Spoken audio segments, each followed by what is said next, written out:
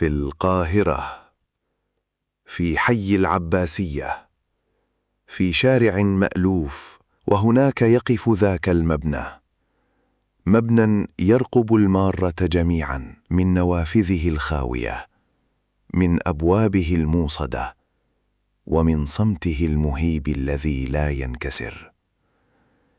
إنه فندق البارون، وبداخله سر، ليس أسطورة، وليس مجرد حكاية يتداولها الجيران. إنه سر حقيقي موثق بالأسماء والتواريخ والملفات.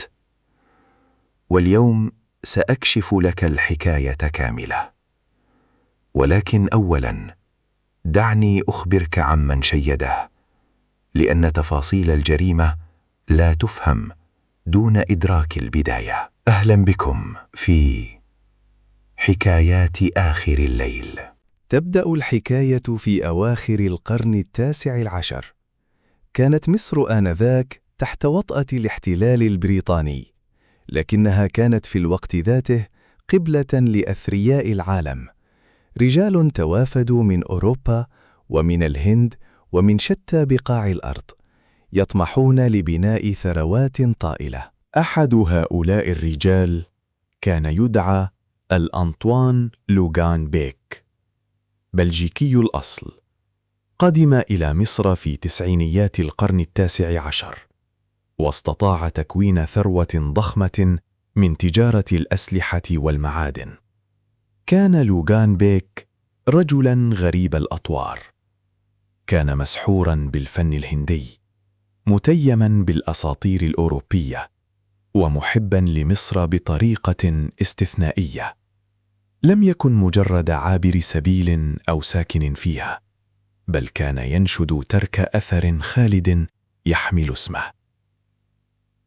وفي عام 1899 اتخذ قراره ببناء قصر. لم يكن يريد مجرد قصر، بل أراده بيتاً دافئاً له ولعائلته على مساحة شاسعة في حي العباسية.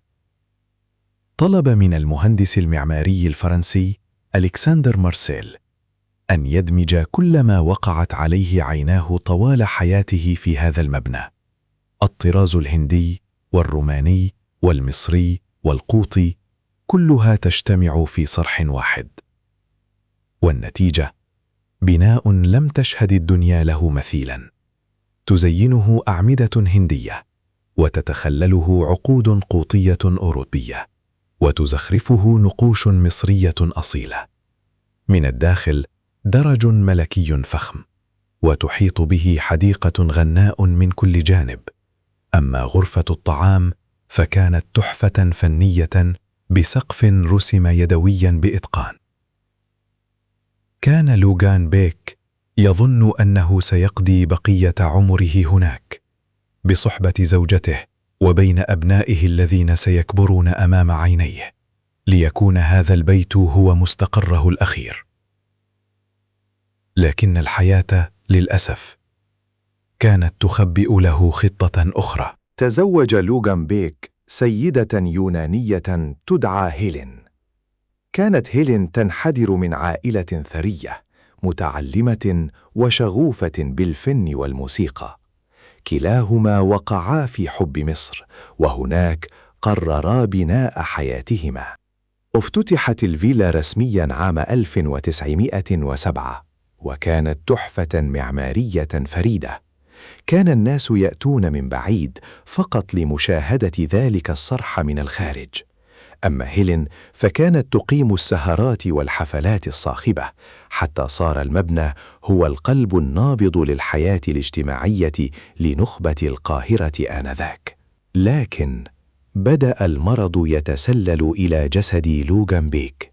كان ذلك في عام 1911. مرض مفاجئ لم يكن له تاريخ صحي معقد، ولكن في غضون أشهر قليلة ذبل جسده وهزل، وتدهورت صحته تماماً. فارق الحياة في ذات العام 1911 في منزله في الفيلة التي شيدها بيديه هنا في القاهرة. رحل وهو في 57 من عمره. الموت ليس غريباً، فالبشر يفنون، لكن ما تلا ذلك هو ما جعل اسم فندق البارون مرتبطاً بكلمة واحدة إلى الأبد: جريمة. بعد رحيل لوغان بيك بسنوات قليلة، تزوجت هيلين مرة أخرى من رجل أعمال مصري ثري، واستمرت في إقامتها بالقاهرة. انتقلت ملكية الفيلا بين الورثة، ثم تداولتها أيد أخرى، وفي الفترة ما بين الحربين العالميتين تحولت الفيلا إلى فندق البارون، تخليداً لذكرى لوغان بيك الذي كان يلقب بالبارون. استقبل الفندق في تلك الحقبة ضيوفاً رفيعي المستوى، يقال إن الملك فاروق قد زاره، ويروى أن عدداً من الأمراء والباشوات كانوا من رواده الدائمين. كان مكاناً راقياً يلفه الهدوء وتغلفه الخصوصية.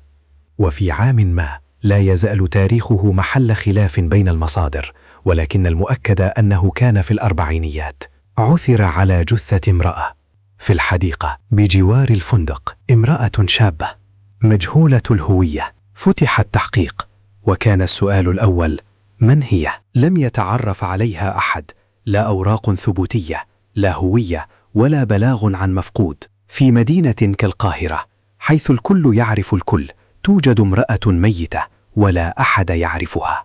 السؤال الثاني: ما سبب الوفاة؟ أثبت الفحص الطبي أن السبب هو السقوط من شاحق، أي أنها سقطت أو دفعت من الطابق العلوي للفندق. هل كان حادثاً عرضياً؟ هل كان انتحاراً؟ أم كانت جريمة قتل؟ أجريت التحقيقات المكثفة، ثم أغلق الملف بلا حكم، بلا إجابة، وبلا اسم للمجني عليها. دفنت الجثة مجهولة، وأسدل الستار على القضية، وبقي الفندق مشرع الأبواب. وهذا ما جعل البارون أكثر من مجرد مبنى قديم، لقد جعله سؤالاً لم يجد إجابته أبداً. في ظل غياب الردود الرسمية، ملأ الناس الفراغ بخيالاتهم. ثمة روايات عديدة متضاربة أحياناً، لكنها جميعاً تتمحور حول الأسئلة ذاتها. الرواية الأولى أن هذه المرأة كانت إحدى الراقصات أو العاملات في الفندق، وقيل إنها اطلعت على سر خطير، سر يخص أحد كبار الضيوف، فصدر القرار بإسكاتها.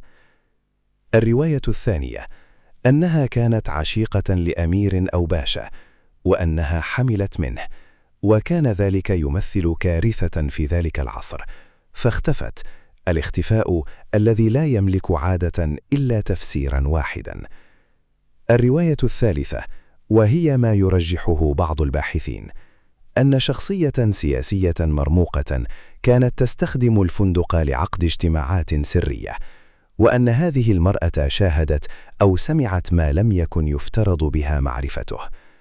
لا يمكننا الجزم بأي تلك الروايات هي الأصح، لأن الملف الرسمي أغلق، والشهود إن وجدوا قد غيبهم الموت. أما فندق البارون نفسه فقد بيع، وتغيرت ملكيته أكثر من مرة، حتى استقر في عهدة الحكومة المصرية. ثم أتى ذلك اليوم الذي أغلقت فيه أبواب البارون إلى الأبد. في الستينيات توقف نبض الفندق. قيل إن السبب الرسمي كان نزاعات حول الملكية أعقبت قرارات التأميم، لكن تلك الملكية ظلت ضبابية المعالم حتى يومنا هذا. وبقي المبنى شاخصاً بلا سكان، بلا صيانة، عاماً تلو الآخر. بدأت الأحراش تلتهم الحديقة، والتصدعات تأكل الجدران، وظلت النوافذ المحطمة شاهدة على الإهمال. لو وقفت أمامه الآن سترى صرحاً بديعاً في حالة خراب. الأعمدة الهندية لا تزال قائمة، والنقوش لا تزال واضحة، لكن الشجر ينبت من قلب الجدران، والحديد غطاه الصدأ، والأبواب موصدة بالسلاسل. وبالطبع هناك دائما من يحاول التسلل إلى الداخل. الدخول غير الرسمي لهذا المبنى أمر لا نشجع عليه. فما الذي يحدث لمن يجرؤ على الدخول؟ بعضهم يقبض عليهم، وبعضهم يروي قصصا. تلك القصص سنتطرق إليها لاحقاً. هناك شهادات عديدة حول فندق البارون، بعضها مبالغ فيه، وبعضها يصعب القول إنه مجرد خيال. الشهادة الأولى: عمال كانوا يشاركون في ترميم المبنى في التسعينيات، في الوقت الذي كانت فيه الحكومة تدرس تحويله إلى متحف. قالوا إنهم وجدوا في إحدى الغرف ثياباً نسائية قديمة مطوية بعناية على مقعد، وبجانبها مقتنيات شخصية، مرآة صغيرة، وزجاجة عطر فارغة. هذا بحد ذاته ليس بالضرورة أمراً مريباً. المبنى كان فندقاً، ومن الطبيعي العثور على مقتنيات مفقودة، لكن العمال قالوا إن تلك الغرفة كانت منفصلة عن باقي غرف الفندق، بمعنى أنها لم تكن غرفة نزيل عادي، كانت في مكان مخفي يتطلب علماً مسبقاً بوجوده كي تعثر عليه. الشهادة الثانية: صحفي مصري كتب في التسعينيات عن البارون، وذكر أنه اطلع على تقرير أمني قديم. التقرير يتحدث عن حادثة وقعت في الأربعينيات، حادثة يرد فيها اسم امرأة، لكن الاسم في التقرير مشطوب حرفياً، تم محوه بقلم. من يشطب اسماً في تقرير رسمي؟ هذا لا يحدث صدفة، هذا قرار. هناك من قرر ألا يعرف هذا الاسم أبداً. لماذا؟ لأن الاسم قد يقود لشخصية هامة، أم لأن الاسم نفسه سيفتح أبواب تساؤلات لا يريد أحد فتحها؟ لا نعلم، فالتقرير ليس متاحاً للعامة، إن كان لا يزال موجوداً أصلاً. على مدار السنين حاولت الدولة المصرية مراراً إحياء البارون، تارة بالحديث عن تحويله لمتحف في الثمانينيات، وتارة بترميمه ليعود فندقاً من جديد في التسعينيات، ومشروعات سياحية أخرى في الألفينيات، ولم يتحقق شيء. في كل مرة يتأجل المشروع، أو تتعثر الميزانية، أو تعوقه نزاعات الملكية، حتى حل عام 2020. أخيراً، وبعد كل هذا الانتظار، بدأت عمليات ترميم فعلية. خصصت الحكومة المصرية الميزانية، ودخل المهندسون إلى قلب المبنى، وبدأ العمل، لكن الترميم بطيء، والكثير من التفاصيل الداخلية نال منها التلف عبر السنين.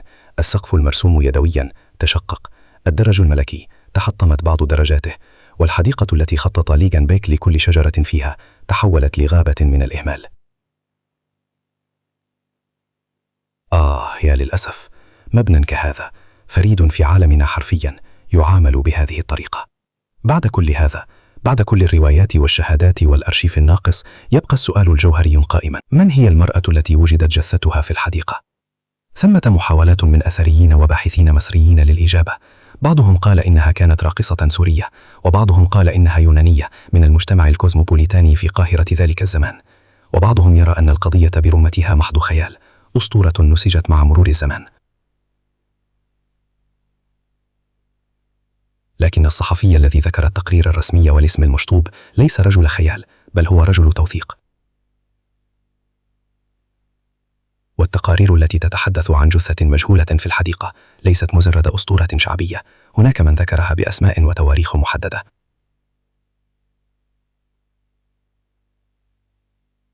ولكن دون الملف الرسمي، دون الوصول إلى الأرشيف، دون أن يقرر أحد فتح ذلك الدرج القديم وقراءة ما بداخله، سنظل في مكاننا نردد كلمات مثل ربما، ويقال، وفي رواية أخرى.